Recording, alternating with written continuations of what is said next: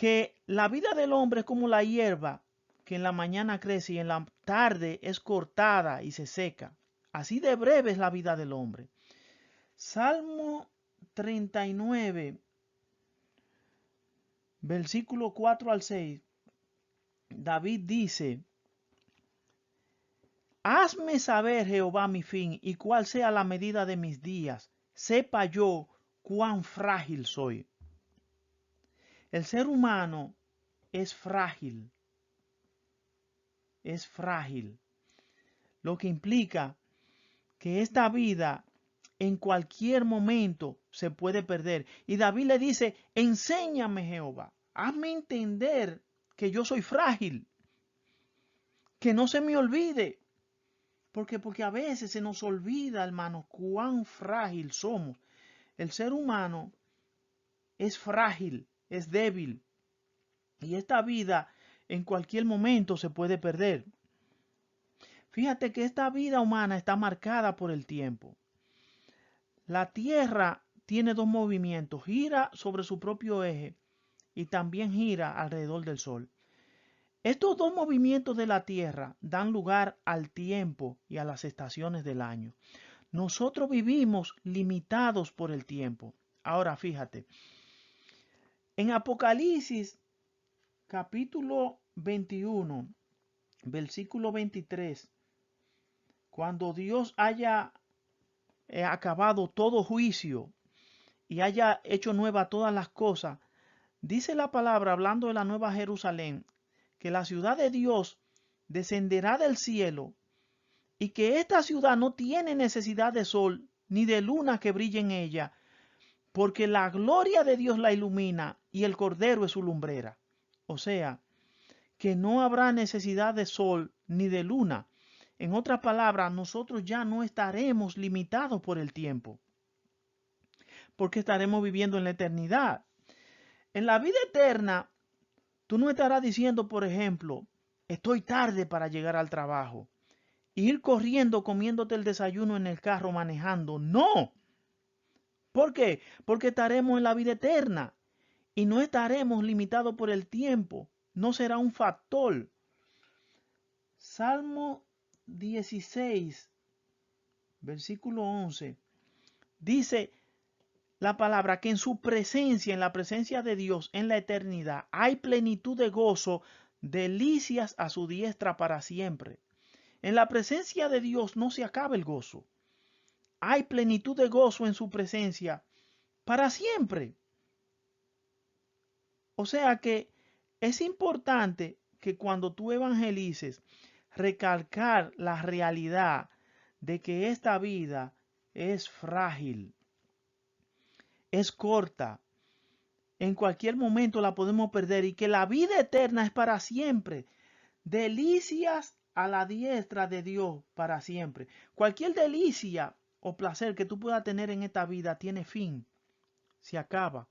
Pero en la presencia de Dios no se acaba el gozo y las delicias son para siempre.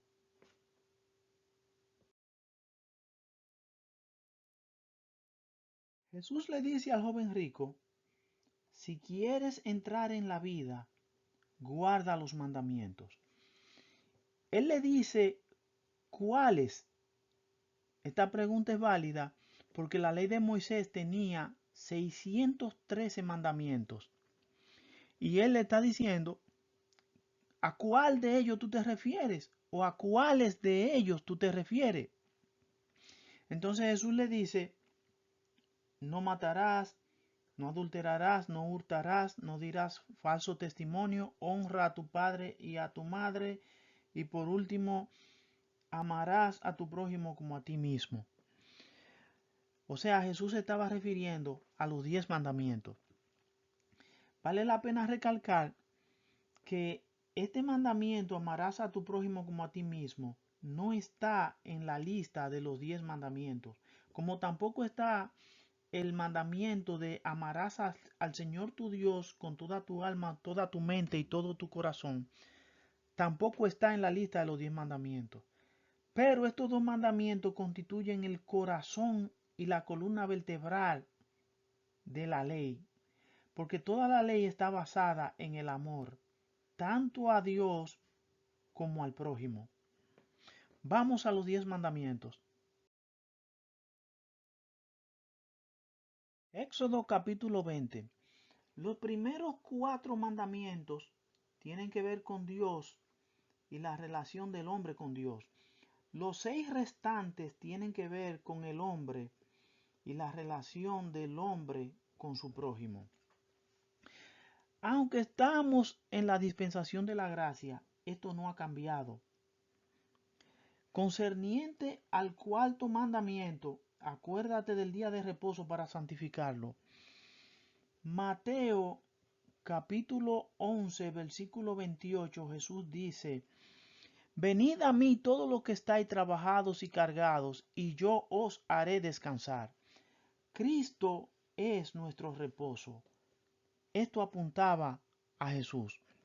Hay personas que creen que es esencial guardar el día de reposo, el sábado, como un requisito para la salvación.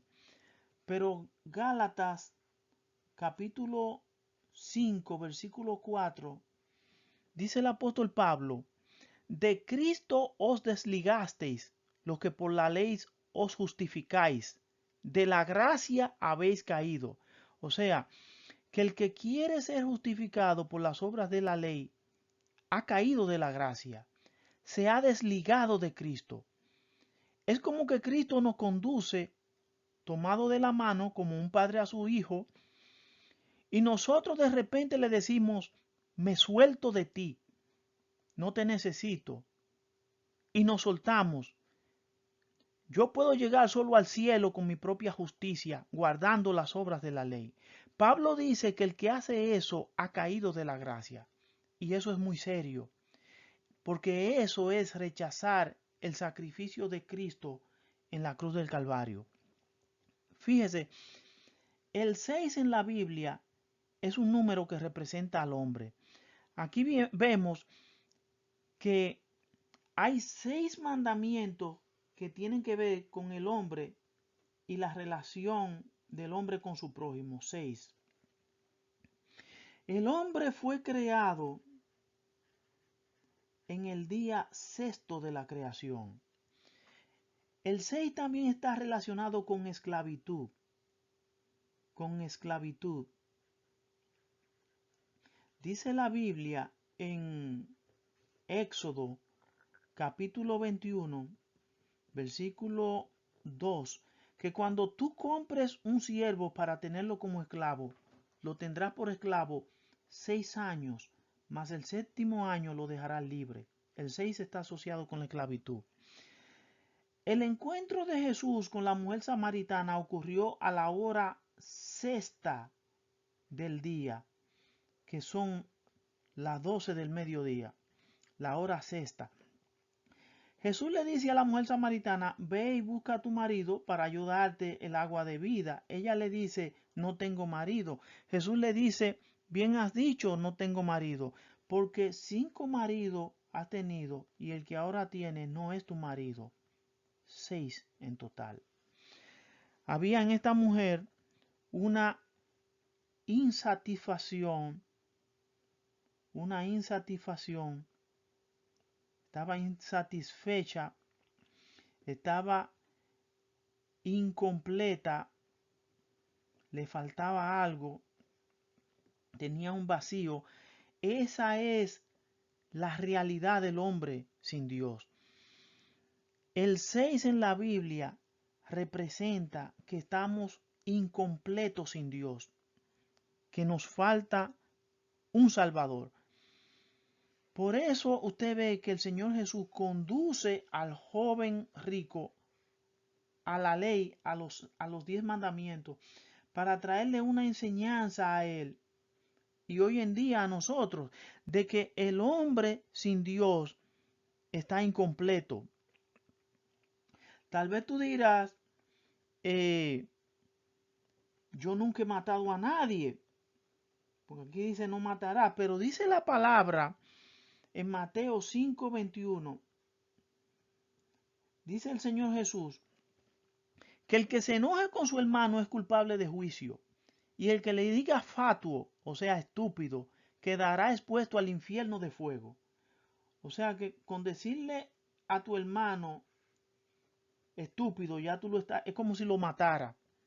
Tal vez tú dirás, yo nunca he adulterado, pero aquí mismo en Mateo 5,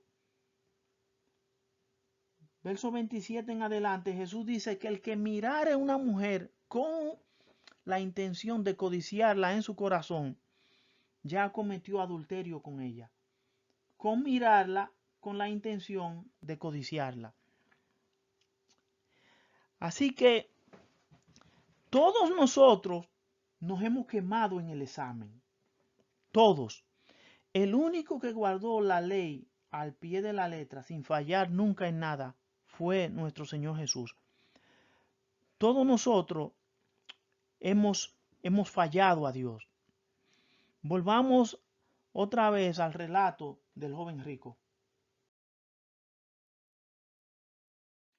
De los 6 mandamientos que tienen que ver con el hombre, Jesús le menciona al joven rico 5 de ellos y deja fuera un mandamiento que es el último mandamiento, la codicia.